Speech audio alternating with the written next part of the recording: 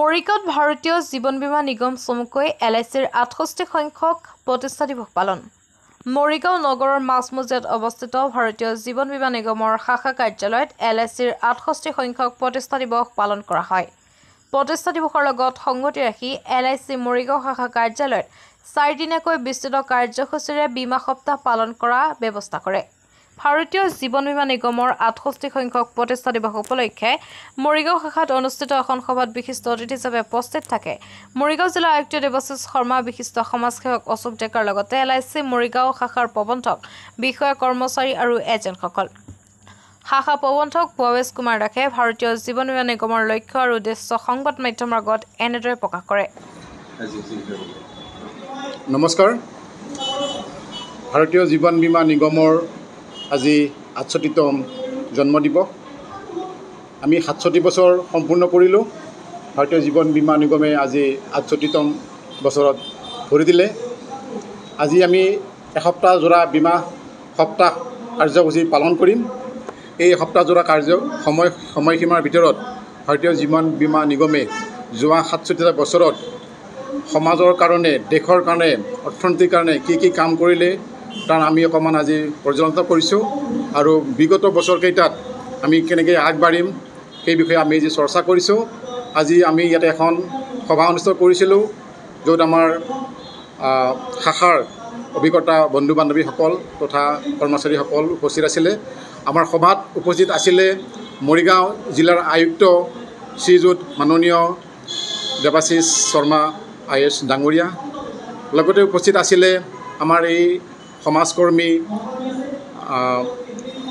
অশোক ডেকা ডাঙৰীয়া আৰু মৰিগাঁও কলেজৰ প্ৰবক্তা ডক্টৰ অংশুমান দাস ডাঙৰীয়া। আমাৰ সভা বৰ্তমান চলি আছে।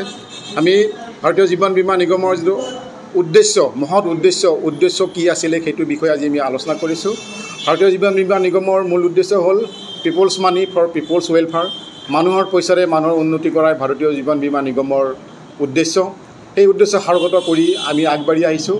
আজি ভাৰতীয় জীৱন বীমা নিগমে দেশত যিবোৰ উন্নয়নমূলক কাম হৈ আছে, দেশৰ ৰাষ্ট্ৰীয় ক্ষেত্ৰত আপোনাৰ ৰাস্তা ঘাট নিৰ্মাণ হওক, পাৱাৰ জেনেৰেশ্যন হওক, আপোনাৰ ইৰিগেশ্যন হওক, ৰেলৱেজ হওক, বিভিন্ন শিতানত ভাৰতৰ চৰকাৰক আমাৰ ভাৰতীয় জীৱন বীমা নিগমে সাহাৰ্য আগবঢ়াই আছে। সেই টকাৰে দেশৰ উন্নয়নত আমি অৰিহণা যোগাই আছোঁ।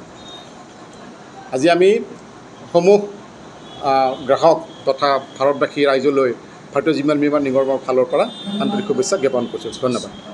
ভাৰতীয় জীৱন বীমা নিগমৰ 68তম জন্মদিৱসৰ লগত সংগতি ৰাখি মৰিগাঁও শাখাৰ তৰফৰ পৰা আমি আজি যি কাৰ্যসূচী পালন কৰিবলৈ লৈছিলোঁ তাত আমি আজি কাৰ্যসূচী গতানুগতিকভাৱে চলি আছে।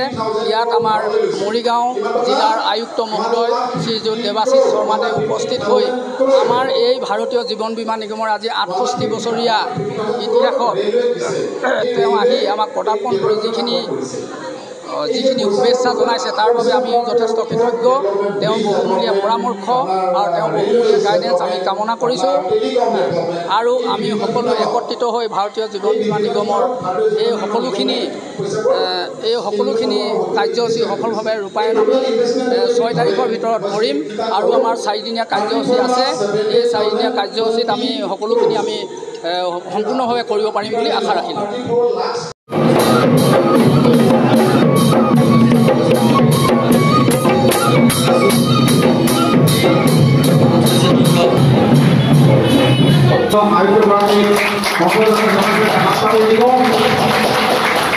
আমাৰ তাৰ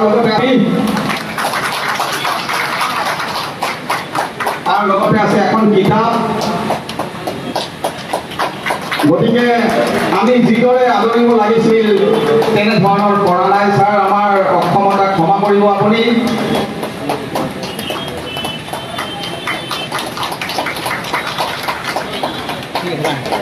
ধন্যবাদ ছাৰ। ছাৰ আপুনি আসন গ্ৰহণ কৰিব।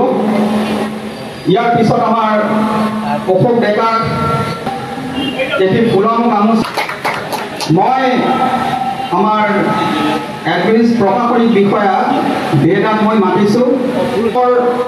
অংশুমান দাসক দীপক দে মহোদয় এটি হাত চাপৰি দিব।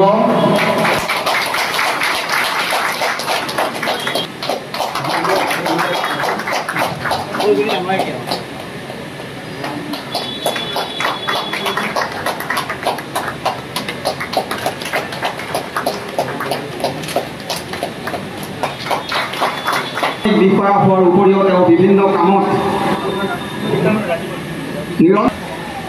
অশোক ডেকা ছাৰ